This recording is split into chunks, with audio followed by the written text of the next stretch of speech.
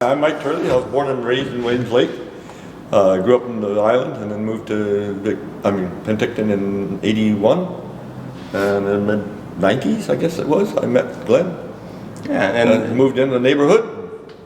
All hell broke loose. Sure did. and I'm Glenn Clark. I was born on April 17th, 1959 in Kelowna General Hospital. And my mom still lives in her same house, and here I am again. Yeah, but in 1991 I moved to Penticton to start work at the Penticton Art Gallery. Back then it was called the Art Gallery at the South of Okanagan. It's gone through some changes, and somehow I've made it here back. Well, I moved into the neighborhood, and Mike was there, and he had a shop, and then I built my shop, so we have two shops right across the alley from each other, and it's sort of like the peanut butter and chocolate combination thing. Have you ever seen those ads? And all of a sudden it's like I had this job to do. It's like, Mike, I need some metal cut out. And so our first job actually was when we branded the Ruby Blues Winery, and we were working on an old VW bus. We had to put a metal sign up through it on the roof and whatnot, and that's where Mike came in, and that was our first job together, I think. But we've done a lot of jobs since. Well, I've been drawing all my life. My first memories are pretty much drawing, and hockey. I'm going to say when I was a kid I started doing some hockey art, but it really got going when I turned in my 20s. One day I was over visiting him, and he had a piece of paper there, and we were in the midst of this constructing these, and he had all his friends and everybody trying to come up with a name for the title. And he had all these names written down, and I had just been playing with one of those old Wackem Sackem games at home, and I was sitting there all trying to search. I said, how about Wackem Sackem? The look on his face was priceless. Just boom, crumples that paper up. That's it, he says. Wait a minute from there. Once again, it was deadlines. I was supposed to have a title for my show coming up at the Headbones Gallery, and I am the worst at titles typically. And once again, I had no title, and I got my curator. I need a title, and I was like, I was lost, and then Mike came through at the last second. I built another piece called Best of Seven. It was at the airport, and I built it for the Kelowna Art Gallery. Was it over 10 years ago now? Oh yeah. Yeah, so we hung it up on the wall. It had metal players sort of like that, but it was a table hockey game. So I had a 32-foot long table hockey game, and with 5-foot metal players on there instead of the little guys. So I wanted it to look like you were inside the game while it was going on, as like a miniature human being. And it was fun. But everybody came by wanted the players to move. They were the knobs, is all I heard. Every single person. It's like, it looked like they should move. So yeah, there was a lot of trick of the eye going on. So it's like, okay, the next batch, they're giving me some movement. And so that's where this stuff came from. And I went down to the bookstore and I'd buy some old 1960s and 70s colorful hockey books, and I'd go through them and looking for an image that might convert into a neat kinetic thing. So they do some pretty neat tricks when they get going, that's for sure. But he started by carving out little pieces of cardboard sculptures with some parts that moved and showing me what he wanted it to do. So that's how we modeled it up, mocked it up with just cardboard, just little tiny things.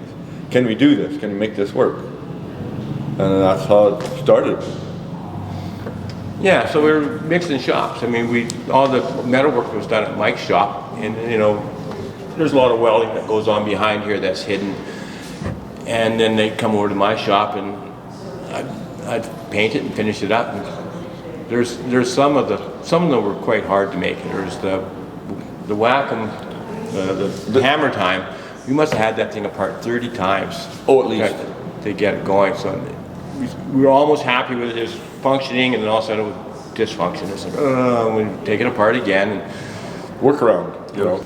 Just being a mechanic and a welder all my life and making things work, you know, fixing things all my life, you just make it work, you know. And a lot of it was what I called using the swag method of engineering.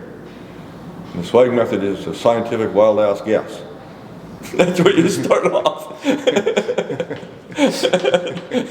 Work around from there, you know. That's basically what we did. We just start out and this doesn't work quite right, so we got to change this, and there's a lot of changes along the way, but we got it. Hammer time was Long time in the making, A yeah. long time, because we'd put it on the shelf for a bit too, you know, because we had issues always cropping up. And we think they had it, and then somebody else get a hold of it, and they give it to some goofy jerk, and it all of a sudden it all tangles up. Uh-oh. Yeah. Start over again. Now what do we do to fix that? So this can't happen. You know? And then I was drawing these with the angle grinder. I mean, all these are all hand cut up with the angle grinder. And I mean, I was learning how to do it. Mike's an expert. I'm not an expert. But there was a couple of times I wasn't dressed properly for it, and all the sparks caused me to start on fire. So I'm out there by myself on a Sunday morning, say at 8 o'clock in the morning, grinding away, and I smell smoke, and I look down and I'm on flames, and I was like, oh great, I'm holding a 10,000 RPM angle grinder, I'm on fire. Put that down. Yeah, a few of my belly hairs got burnt. Yeah. But you know, there's that stage, and then once all the metalwork's done, then you got to properly paint it, and prime it, and paint it. So all these new steps I'm not ordinarily going through, and then I got to paint the surface. And painting ice, arena ice, is quite the thing because it's transparent and there's layers of it. That was a fun project, you know, and it's just a backdrop for these things. You know, nobody's really looking at it, but it's one of those little details that does, unfortunately, take a guy like me a bit of time to work through. Nothing's magic. There's no magic wand. It's all painted. I wish there was, but art has always been my life, and maybe it just applies to myself. But hockey is pretty close. I mean, when you watch hockey players, you can learn a little bit about them by just how they play. Some people cheat a bit, you know, how they cut a corner, or whether, you know, or some people are a little lazy, are they hustling or not when they should be. And you can just see little things about people. Where art, you know, it encompasses everything. I mean, that's what I explore my life with. Without art, I don't know how people get by without making art. I mean, what's going on here? I wake up in the morning and I just go right to the studio and get at her. I'm a paintaholic, I guess. Well, I mean, it's a piece of art. I mean, it's supposed to be serious to some degree, but on the other hand, hockey's pretty fun. And I wanted people to really come out of seeing Wackem Sackem with a smile on their face. That was the main goal.